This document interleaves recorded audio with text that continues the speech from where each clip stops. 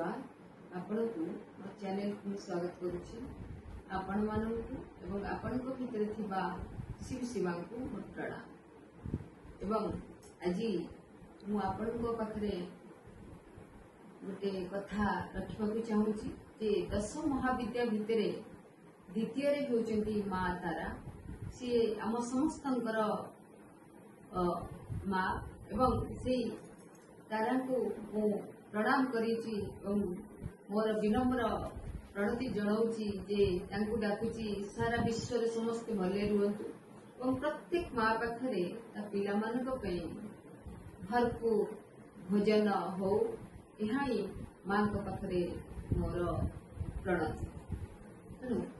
जो माँ तारा को ध्यान कला बेले तांकर ध्यान कवच एवं सहस्र नाम आसे मु विषय पछरे कहबी किंतु विषय स्वरूप को आम जाना से कोभली भाव माँ वरदा हस्तवा बड़ई समस्त को कोड़े नियंती एवं समस्त प्रति दया रखि थांती आमे जदि माँ रूपरे दर्शन माँ रूपरे भावु ताहले निश्चित भाव आम उपरे तांकर सहस्र आशीर्वाद आम उपरे ढली जाए तेणु कह जाए ये माँ तारा होउचंती मुंड मालिनी एवं 52 मुंड माला को से बेकर धारण करथांती एवं व्याघ्र चम्र बा व्याघ्र चमड़ा रे से तांकर घोड़े थांती एवं पेट तलू से व्याघ्र छाल को पिंधि थांती एवं जो पेट तांकर बड़ एवं स्तन उन्मुक्त होकर से रखि थांती एवं आउ तांकर हाइट की जदि मु कहबी से टिके छोट एवं विकटाल तांकर बेले बेले रूप जदि आमे तांको सौम्य भाव में भाविबा से आम पई सुंदर रूप को देखै थांती एवं सेई जो दुनिया को दर्शाइबा को से चाहती ए जो पेट एडे बड़ पेट तांकर से जेमती प्रेगनेंसी रो प्रतीक सारा विश्व को तांका पेट भितर से समाहित करिसंती एवं प्रत्येक मनीष को बा प्रत्येक सारा संसार को से स्तन माध्यम रे खाद्य को जोगई थांती बिली कहा जाए एवं तांको समस्त सारा विश्व को से भरण पोषण करिथांती एवं आउ जो 52 मुंड को से धारण करथांती माला करिकरी कहा जाए संस्कृत रे 52 अक्षर होची अल्फाबेट्स बा से संस्कृत रो वर्णमाला को से कहा जाए शब्द ही ब्रह्म तो शब्द ब्रह्म को से माला करिकरी तांको गळा रे पकई थांती केते जन भी कहती 51 अक्षर के 52 अक्षर विशिष्ट तेणु से 52 शब्द ब्रह्म को से गला रे धारण करथांती एवं सारा विश्व को जणै देबा को चाहती बेले बेले तार प्रतीकात्मक अर्थ होची जे जो 52 मुंड से सते जेमती गोटे गोटे अहंकार प्रतीक को अहंकार को से धारण करचंती एवं अहंकार को से कहार सही पारंती नाही आउ चतुर्भुजा भाव रे माँ देखा देई थांती गोटे हाथ रे तांकर कहिची जे माँ आउ गोटे हाथ रे श्वेत पद्म आउ अन्य हाथ रे गोटे खपुड़ी बा मुंड एवं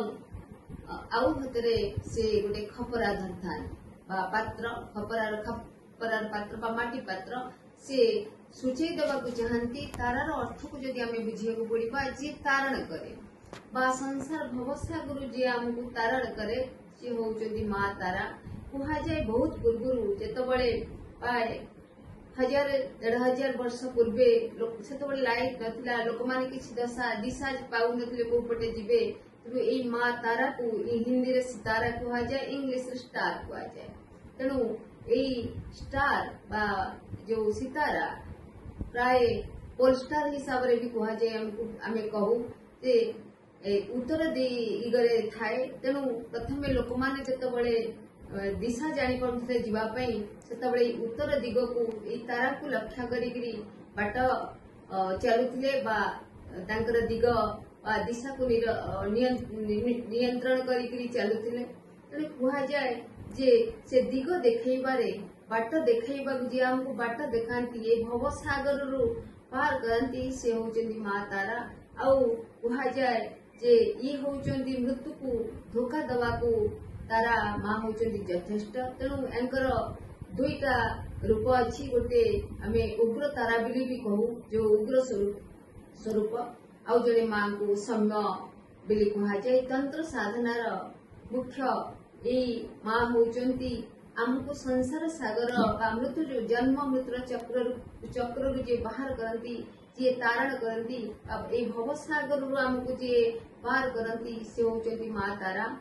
चीन रे प्राय बहुत वर्ष पूर्वे आमर भारत वर्ष किछि तांत्रिक जाइकरी ए तिब्बत अंचल को जे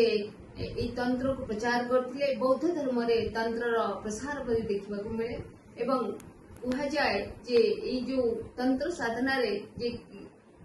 एको ए तारा मां को समाने पूजा करंती एवं मुख्य तारा होचंती तांकर महारानी बा महाराग्नी कहा जाए एवं अंकु चीन तारा बिली भी कहती ए तंत्र साधनार मूल पीठ शारदा पीठ जो बड़ा विश्वविद्यालय थिला जो तंत्र साधनार बहुत बड़ बड़ तांत्रिक सेमानक ग्रंथ लिखिथिले जहाँ वर्तमान काश्मीर प्राक अधिकृत काश्मीर विद्यमान तेणु जो सब विभिन्न प्रकार लोक आम जो अत्याचार कले बा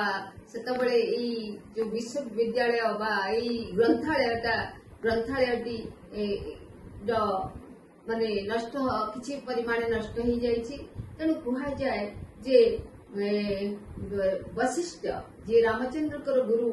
10,000 वर्ष धरी तारा मां को तपस्या करिया परे तारा